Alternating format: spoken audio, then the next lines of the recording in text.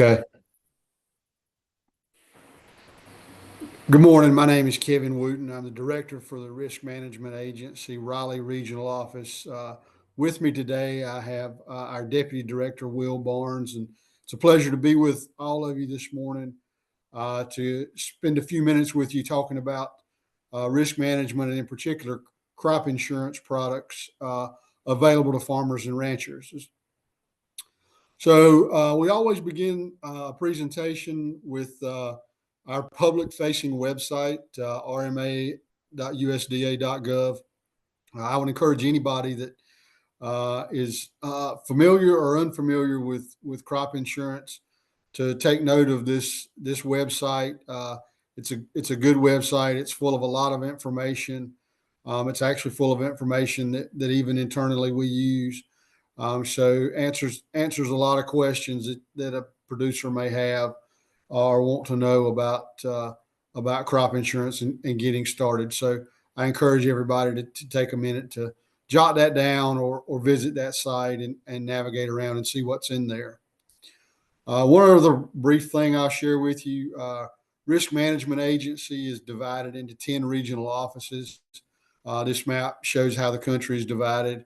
The Raleigh region, which goes from North Carolina all the way to Maine. We have 14 states in our region, and obviously the largest region in the country, and also the most agriculturally diverse region in the country when it comes to crops that we are insuring. I'll talk just briefly about a couple of benefits to carrying crop insurance that producers have. And I would point your attention really to that last bullet, a producer's ability to be able to obtain financing. Most banks now, when a farmer or rancher goes in looking for operating capital, a lot of times the first question or one of the first questions that gets asked is about carrying crop insurance. And so it's important. It's an important tool to be able to get operating capital from year to year. The other thing I'll share briefly with you is the government's involvement in risk management in agriculture, specifically to crop insurance as a risk management tool. You can see we've been around a long time, since the 30s. But really since 1994 through the present, we have really expanded the coverage for crop insurance and the crops that we cover, and so really proud of our involvement and our participation in agriculture as a risk management arm for farmers and ranchers really all over the country. So just a quick snapshot of overall how does it work. Crop insurance has what I call a public-private partnership to get products to producers. The Federal Crop Insurance Corporation is where the crop insurance comes from and products come from, and the public side of that is Risk Management Agency. We're managing crop insurance products. We're developing products. We're sometimes making changes to products that end up being available for purchase to farmers and ranchers all over the country. The private side of the equation is the approved insurance providers, and they are taking the products that RMA manages and develops, and they're selling them. They're providing them for purchase through agents. When you think about a crop insurance agent, it's really no different than any other insurance agent that you would buy your homeowners or your life insurance or car insurance from. These are private, independent folks that are spread out all over the country, and those are the folks that you as a producer will deal directly with regard to purchasing a policy. And then, if you'll notice, there's quite a bit of interaction between the agent and the producer and the AIP, particularly when it comes to claims in the event of a loss. So I think this chart here does a really good job of kind of showing how the crop insurance delivery system works to getting products to farmers and ranchers on the ground. I talked earlier about our expansion over the years and what we cover across the nation. You can see we're covering more than 130 crops nationally. And just in the Raleigh region, again, from North Carolina to Maine, we're covering 60 crops. And you can see the different types of coverage that we're offering. I would draw your attention to the whole farm revenue protection, and under that, the micro farm protection, particularly in the western part of North Carolina. We know that operations are smaller in scale and often very diversified, and these two revenue products may be something that a producer in western North Carolina might be interested in. And of course, our index plans, which we'll talk about in just a moment. Let me just briefly give you all a list of products that are covered that we insure here in North Carolina. While this list is pretty exhaustive, it is not all inclusive. I have often told producers that if there's something on here that you're growing and marketing that you don't see, find an agent or go to your crop insurance agent and ask about it being covered. It's possible that we could insure something not on this list through some type of written agreement. So again, I always ask your agent if there's something not on here that you would be interested in trying to provide or get insurance for. I will turn your attention to sales closing dates for North Carolina. And again, going back to the list of crops that we insure here in the state. These are all of our sales closing dates throughout the year. Obviously, a major one, February the 28th, has just passed.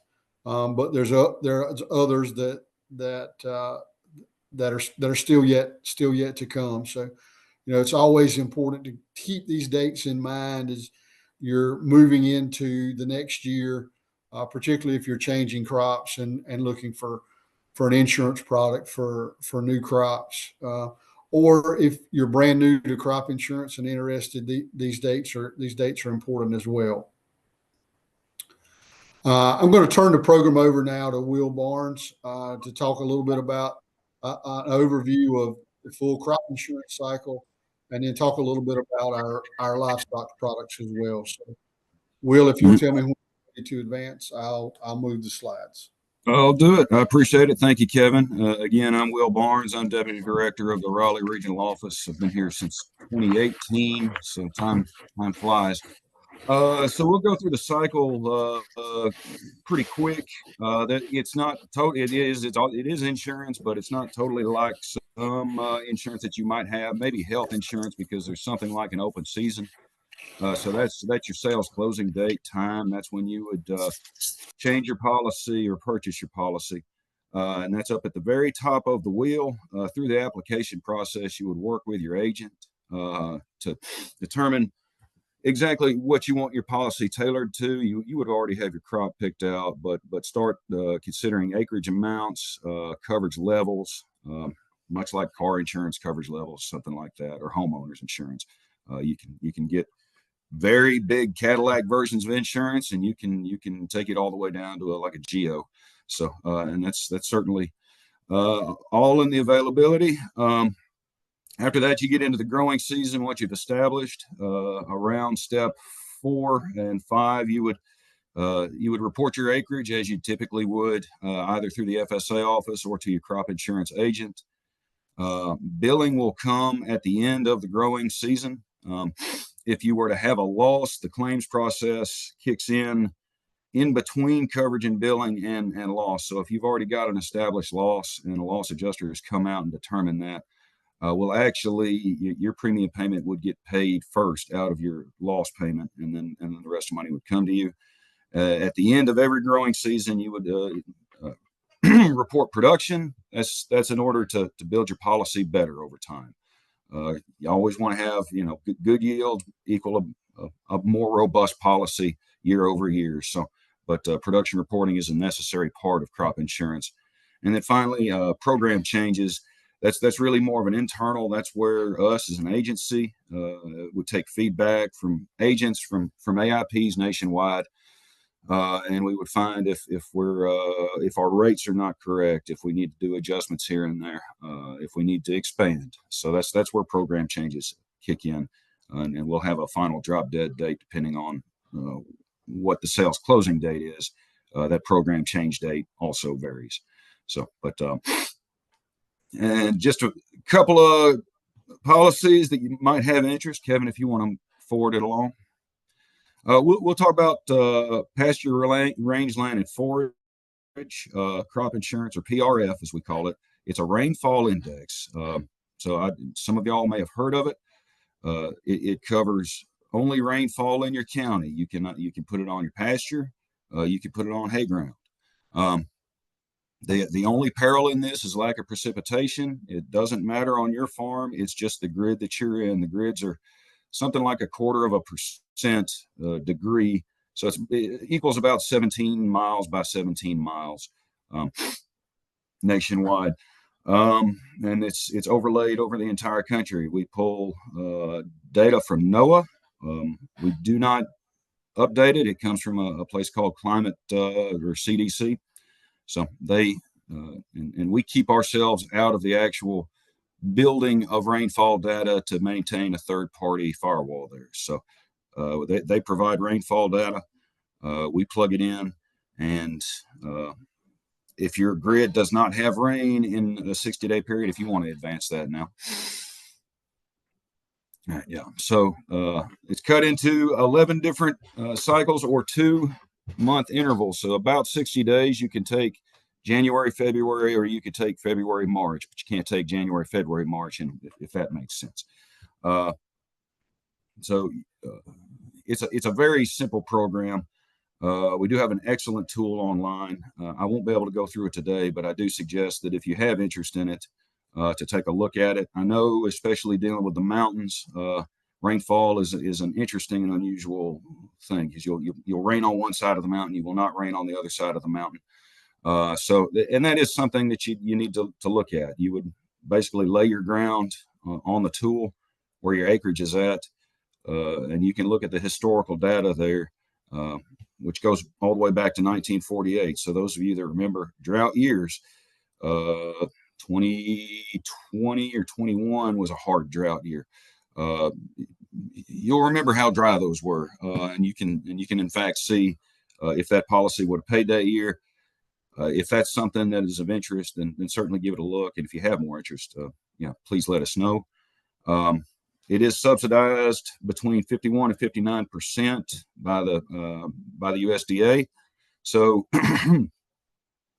that subsidy drops actually as the higher your coverage increases, and you can actually tailor your policy, at least to some extent, by the productivity factor on it. So you can really raise up the value of your land or cut it down. That sales closing date again is December 1st. So you do have time to think about it. But it does cover the entire fiscal year or crop year after that. All right, you want to move on then? I forgot. Okay, so the only insurable cause of loss is loss of precipitation. It's not technically drought. So we may trigger on a drought monitor. You may end up getting a D2 or a D3 drought.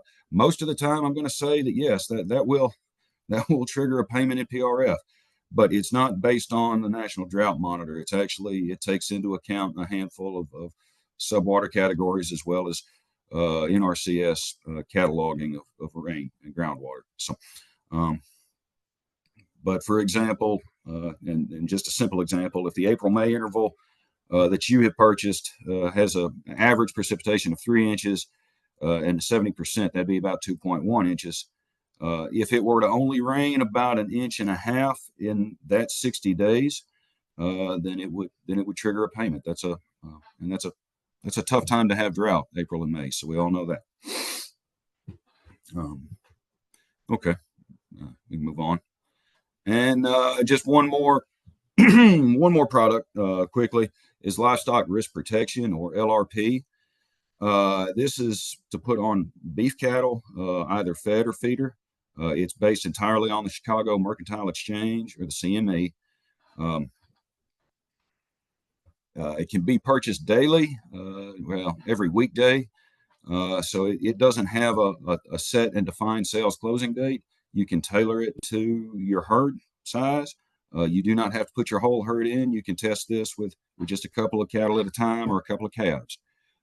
It only protects against decline in price, and that's national price. So no mortality or anything like that. Go ahead. In general, it's broken down between feeder cattle, for which there are two weight ranges, that 100 to pretty much 600 pound smaller calves, and then that 600 to 1,000 pound bigger calves. You can take endorsement lengths, which is what you would purchase along, basically what you do purchase when you take the policy, for as short as 13 weeks or as long as 52 weeks. 52 weeks is sometimes hard to get a price on, we'll say that, but 34, 39 weeks, right in that sweet spot, I'd say, for spring calves trying to sell by end of August, early September, which is pretty normal for cattlemen. You can put dairy and Brahma on it. Don't see it a lot. You can also put unborn calves if you have a positive verification that calf is ready to come out. So you can pre-purchase the policy before her feet are on the ground. You can also take out the policy for fed cattle, especially if you're trying to move off some older cows. That slaughter weight is 1,000 to 1,600 pounds. Must be a yield grade of 1 to 3, and but again, you can take out the same amount of endorsement links. So those prices are obviously not quite as high, but they're not nearly as expensive as feeder cattle. So. And one more. So the indemnity is based on the actual ending value. If you were to lock in a price on the futures market of the CME, it's say $2.70 a pound, which seems high, but we've seen it. And you were to cover 100% of that price, which is allowable, and your price came in at the time of sale, and you have receipts for sales date, and you met your weight, and that price was maybe only $2.40, somewhere in there, with that 30-cent that 30-cent decline, you're liable to catch a payment through LRP. So it's something certainly to contact an agent about. This again is available all the time. Any day that the market is open, Chicago or CME is open. So, and there are agents definitely in Hendersonville that do sell this. So, again, you don't have to put your whole herd in to test the waters. But if you have any more questions, please give me a call. If you want to move one more, please, and we'll just a couple of these sites, and I believe you'll probably be getting this. You can take a picture of it, or you probably get the slide deck. But the PRF tool, you can put in your zip code or your actual address or just your county, and zoom in to the grids there and look at the historical index of when PRF would have paid in your county and when it would not have.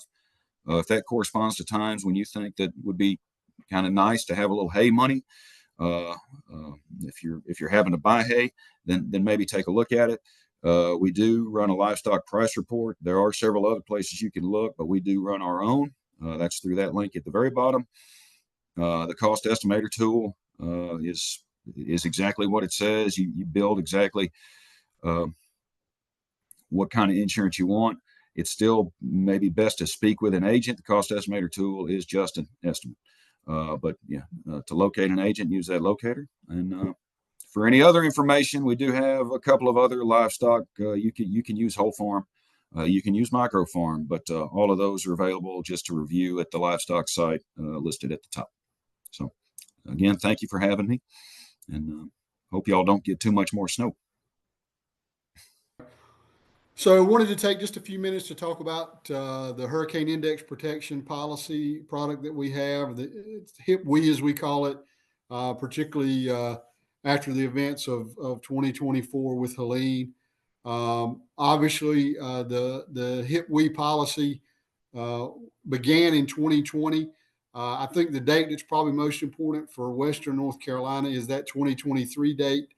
That's when it expanded completely to cover all 100 counties in North Carolina. And if you look closely at that map, you can see what's in the brown, the darker color was the expansion area for the program in 2023. But just as important as the expansion to cover all 100 counties in the state, I'll flip to this slide here. We offered the tropical storm option uh, in addition to just the regular hip we. I'll back up one slide and talk about hip we on its own. When it was developed to be very simple so that it paid rapidly when events occurred.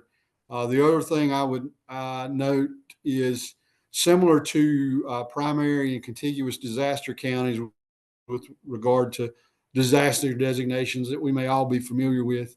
We have direct and then adjacent counties with regard to triggers for HIP and or the tropical storm option. And then, of course, we're dealing with named storms for both products.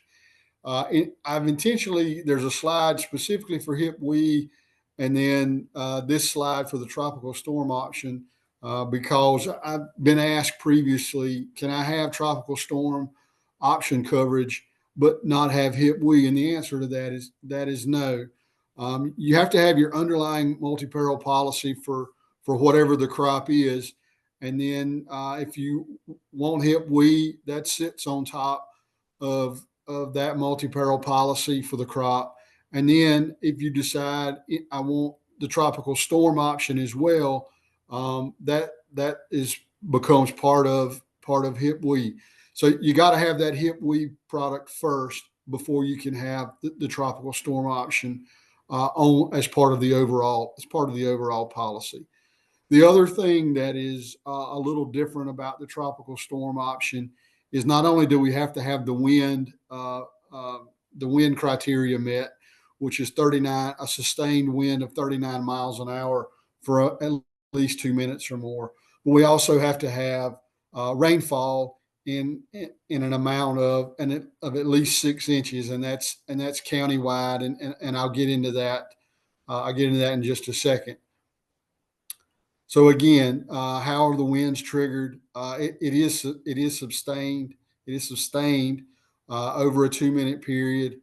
Again, 39 miles an hour for the tropical storm option, and then 74 miles an hour if you only carry the hurricane option. So let's talk a little bit about rainfall. You heard Will mention earlier about PRF and using a grid system. We're using that same grid system for this particular product. Will talked about where the data comes from and from NOAA. Same data source. And you'll notice the grid illustration here on the slide. Depending on the size of your county, will depend upon how many grids lay in your county. In as good example as I can give, my home county of Pender County down in southeastern North Carolina, very large landmass. I have 9 grids roughly, or that cover that particular county.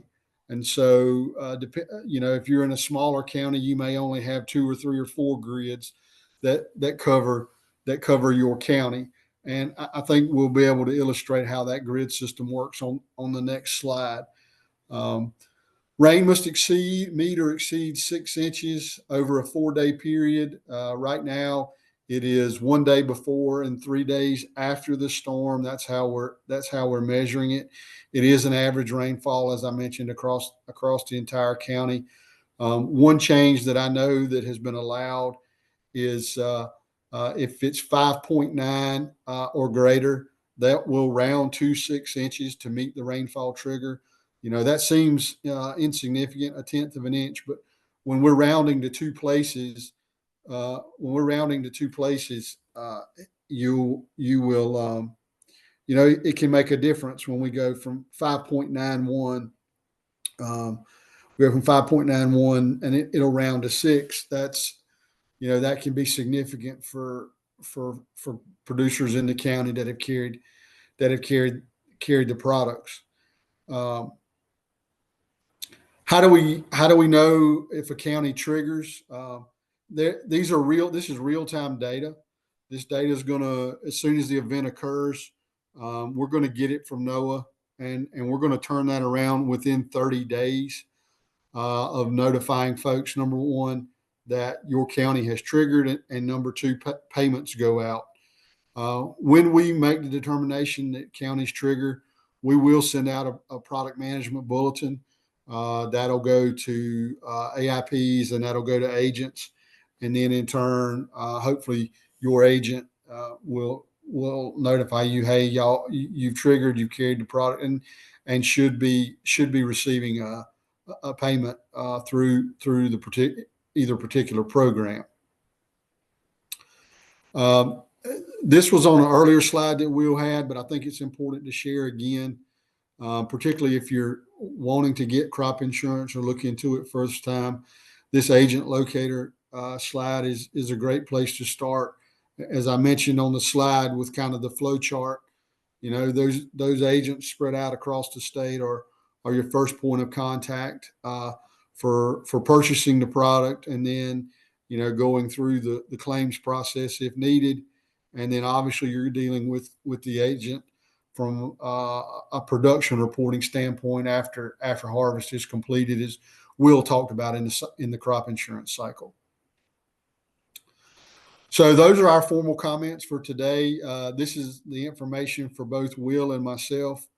Feel free to reach out to either of us or the regional office with any questions that anybody may have. We certainly appreciate the opportunity to spend a few minutes with everybody today, talking about crop insurance and what's available for producers to manage risk on his or her particular farming operation. So thank you very much. Thank you, Kevin. Thank you, Will. We really appreciate you really taking the time to be with us to explain RMA's role in crop insurance. I have two quick questions, and then I'll see if Luke or Rachel do, and then we'll have to leave for our next presenter. But one question I have is about being able to apply for crop insurance. Do they need 3 years of production records before they can get a policy? Will, can you answer that?